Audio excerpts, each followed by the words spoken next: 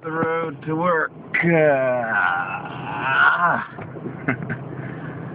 And hooray, today is bottling day. You remember 3 weeks ago I went to homebrew headquarters and got ingredients for my Belgian ale, which by the way, on brew day, my gravity measurement was at 17.5 ABV. It was ridiculously high. It was very sugary, so much so that it was almost like syrup when I dumped it into the fermenter. But I added a couple extra gallons of water to it to thin it a little bit. We'll just see how it bottles. But I venture to say that now that the yeast has had time to, it's had 3 weeks of fermentation. 1 week in the primary fermenter and another 2 weeks in secondary. So it should have got almost all the sugars fermented out. There are unfermentable sugars which are going to give it a really malty sweetness.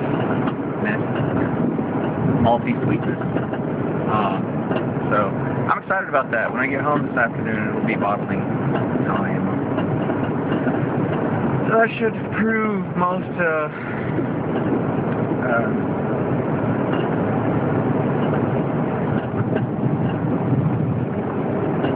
I don't know, I can't even think of words. Fun? No. Good times? Most happy optimus? I don't know. I can't think of the word. Happy optimus.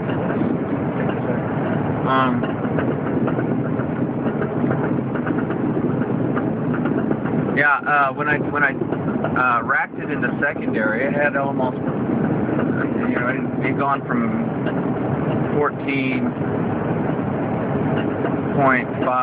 17.5 original gravity, and when I racked it over into secondary, its gravity was at 3. Somewhere around 3%, so it had gotten 14% alcohol by volume just by that time. So I was just trying to get a nice finish on it, because I knew I could get with some high gravity yeast added to it, it was going to bring that finishing gravity down. But it's definitely going to be a sweet beer on purpose. It's a Belgian style, hence the high gravity. So yeah, looking forward to that. After a week or two in bottling, I think it'll be very good. Yes, very good indeed. But we'll just see. I did have a sample when I went over to secondary, and it had a good flavor. It was flat, of course, and it seemed very alcoholic. So that's a sipping beer, yo. It's not it's certainly not one you want to chug a lug.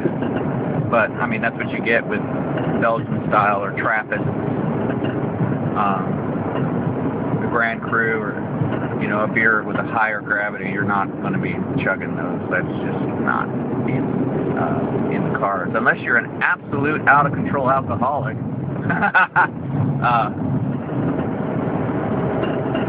But yeah, that's definitely not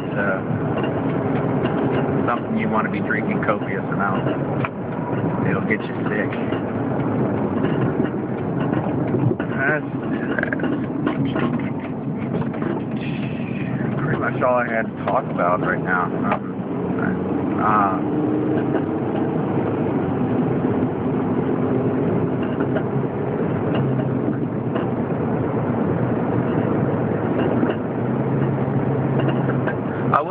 this. Last night, I was putting the kids to bed, and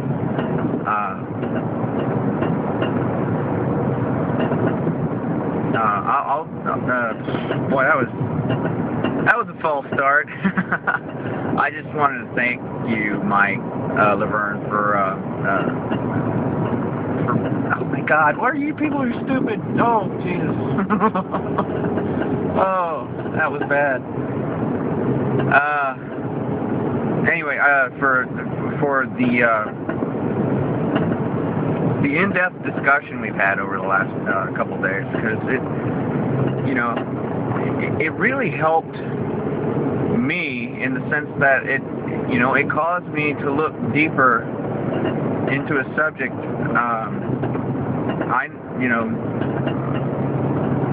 I'm pretty sure about anyway, but it helped assure and approve my faith that I really know what I'm talking about,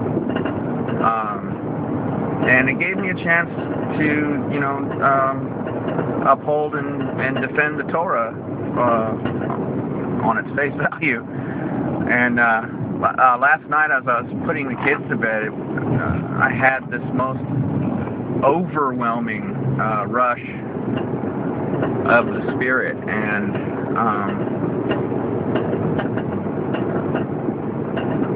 the words came to me. The fear of Yahuwah is the beginning of wisdom, and I was just so caught up in the buzz of having the Spirit manifest with me that I just everything seemed to melt away except for me being in the presence of my King.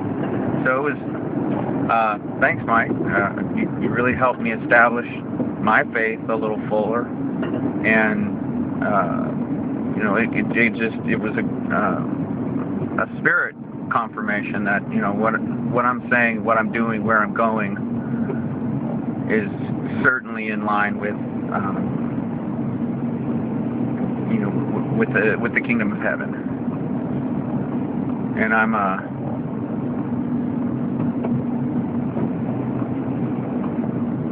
going to continue down this course. It's you've helped me establish and confirm my own faith on an even deeper level than I had at the start. So take take two and pat yourself on the back a little. I don't know. I mean, have a brew on me. But yeah, that's all I got. Move along.